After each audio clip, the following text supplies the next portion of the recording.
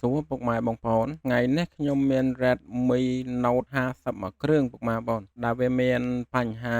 ជាប់ Google Account ហើយសម្រាប់ការដោះ Google Account របស់យើងដែរគឺយើងប្រើប្រាស់កម្មវិធីសម្រាប់ជំនួយណាពុកម៉ែបងគឺយើងប្រើ Unlock Tool ពុកម៉ែបងសម្រាប់ធ្វើការដោះ Google Account មួយនេះហើយសម្រាប់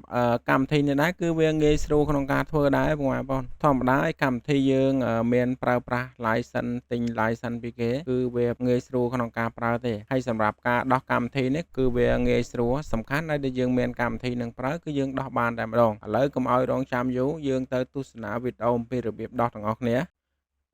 ហ្នឹងហើយពុកម៉ែបងប្អូនសម្រាប់កម្មវិធីដែលយើងប្រើប្រាស់គឺ Unlock Tool ណាគឺសម្រាប់ធ្វើការដោះសម្រាប់model Redmi C Note 50ពុកម៉ែបងហើយ Note 50គឺយើងយកកន្លែង function Oppo ហ្នឹងមកពុកម៉ែបងហើយបន្ទាប់មកគឺយើងយកអាហ្នឹងវាត្រូវជាមួយ C51 ពុកម៉ែបងវាយ C51 មក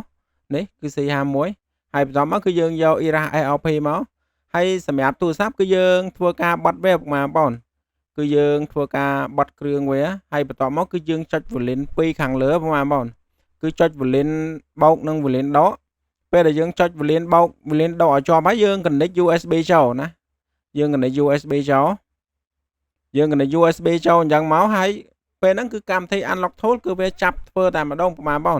គឺវាអត់យូរការអីទេហើយពេលដែលយើងចុច connect អញ្ចឹងហើយយើងដកដៃហ្នឹងមកអត់អីទេកុំពុកម៉ែបងប្អូនឃើញដៃខ្ញុំនៅជាប់ហ្នឹង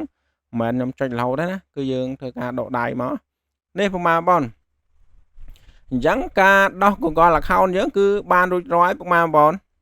ហើយអ្វីដែលយើងត្រូវធ្វើបន្តទៀតហ្នឹងគឺយើងរងចាំឲ្យម៉ាស៊ីនហ្នឹងគឺវា reboot ម៉ាស៊ីនឲ្យហើយសិនណាពុកម៉ែបងប្អូនពេលដែលវា reboot ម៉ាស៊ីនហើយគឺយើង activate ទៅគឺវាអត់ជាប់ SLP ទេតោះឥឡូវយើងទៅតាមដានវីដេអូទាំងអស់គ្នាអំពីការ activate ម៉ាស៊ីនហ្នឹងហើយពុកម៉ែបងប្អូនឥឡូវការដោះ SLP របស់យើងគឺបានសម្រេចហើយពុកម៉ែបងប្អូនអញ្ចឹងនៅក្នុងវីដេអូនេះគឺមានតែប៉ុណ្្នឹងទេពុកម៉ែបងប្អូនជាចុងក្រោយកុំភ្លេចជួយចុច Subscribe Channel មួយផង Follow Page Like Share ដើម្បីជួបគ្នានៅវីដេអូក្រោយៗទៀតអរគុណជំរាបលាហ្នឹងហើយពុកម៉ែបងប្អូនសម្រាប់ពុកម៉ែបងប្អូនដែលបានទស្សនាហើយអត់ទាន់បាន Subscribe នៅ Channel ឬក៏ Follow Page ឬក៏ Share Like សូមពុកម៉ែបងប្អូនជួយ Subscribe Follow Page Like Share មួយផងអរគុណជំរាបលា